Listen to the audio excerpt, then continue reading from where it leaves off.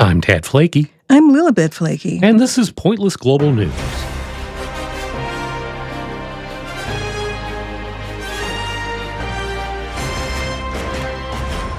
On today's show, pay toilets in China make you watch an ad first before you can wipe. Next, a greedy Burmese python barfs up an entire deer in Florida. And then we'll wrap things up with a grave digging contest and a sleepy air traffic controller. Those stories later.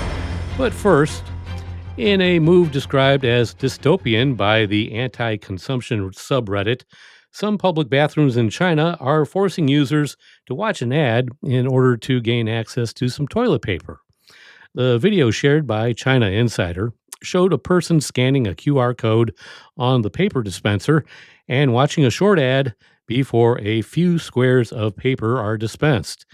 If that's not enough paper, or if you just simply don't want to watch the ad, you have to pay 7 cents to skip the ads. All this over 7 cents. What's the point? Well, who knows?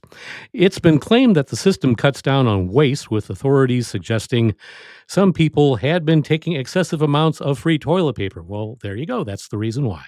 But the move has been heavily criticized, with many suggesting that they would simply choose to carry their own toilet paper just in case they needed to use a public bathroom in China.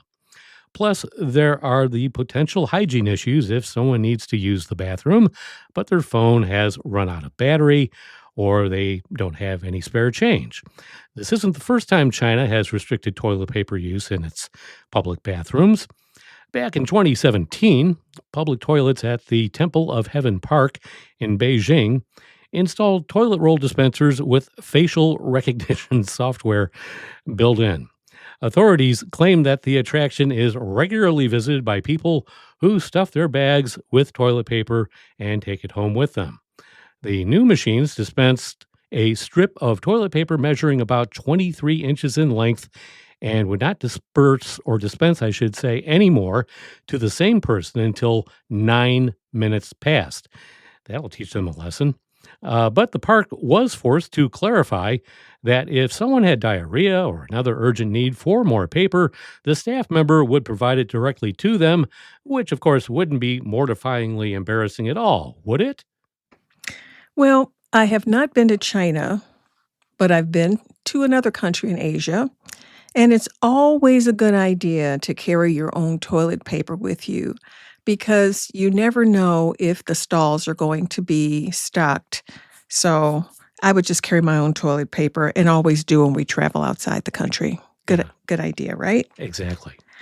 His snake eyes were bigger than his stomach. Florida might have a new ally in the ongoing fight against the invasive Burmese python scourge, chilly weather. Researchers who track the elusive and reviled reptiles were thrilled to witness one of the greedy beasts regurgitating an entire deer earlier this year, after the mercury plunged below the comfortable threshold for the cold-blooded constrictors. The observation, made in late November in Florida's Big Cypress National Preserve, was detailed in a gag-inducing study in the Journal of Ecology and Evolution. Mark Sandfloss, senior authority of the study and a biologist at the U.S. Geological Survey, said, "Pythons are constantly doing things I never imagined, but this is such a beautiful moment where science and basic principles line up with field observations."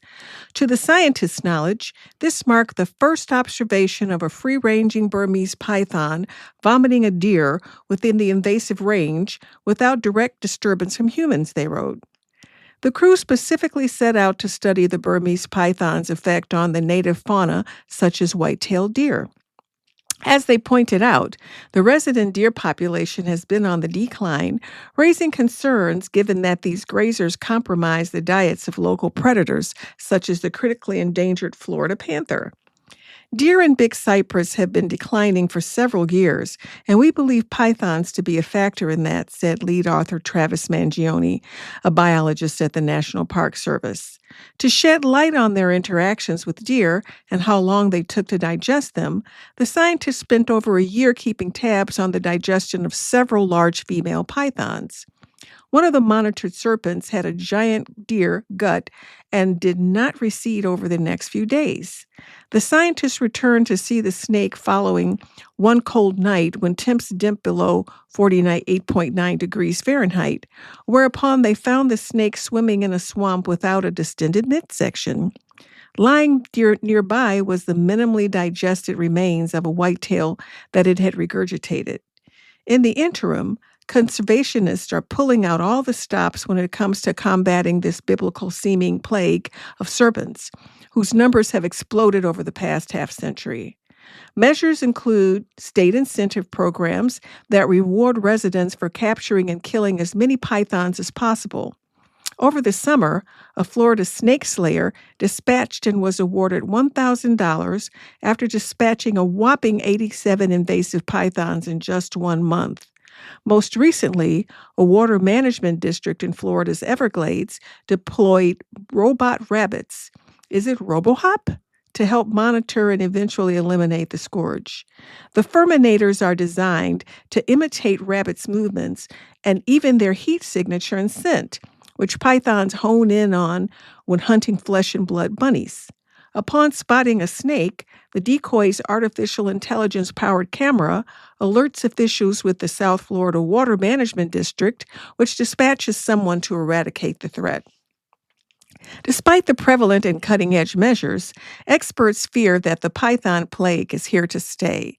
See what happens when one person takes a pet and lets it out loose in the wild. All hell breaks loose. And that's where all these pythons came from, I was just thinking, it's too bad, that wasn't an AI-generated python. You could have him doing like that old Alka-Seltzer commercial after, coughing up the deer or whatever it was. I can't believe I ate the whole thing. Yeah, he sure did. Oh, well. Finally, to wrap things up here, we have a couple of kind of fun stories. Our first one comes from Hungary, where on September 6th, more than 20 teams competed in the International Grave Digging Championship. There is such a thing. The contest is sponsored by the country's Association of Cemetery Operators and Maintainers, and it's intended to raise the prestige of the profession. Teams of 2 must dig graves 78 inches long by 31 inches wide by 5 feet deep within 2 hours, and then shovel the dirt back into the holes to create a neat burial mound.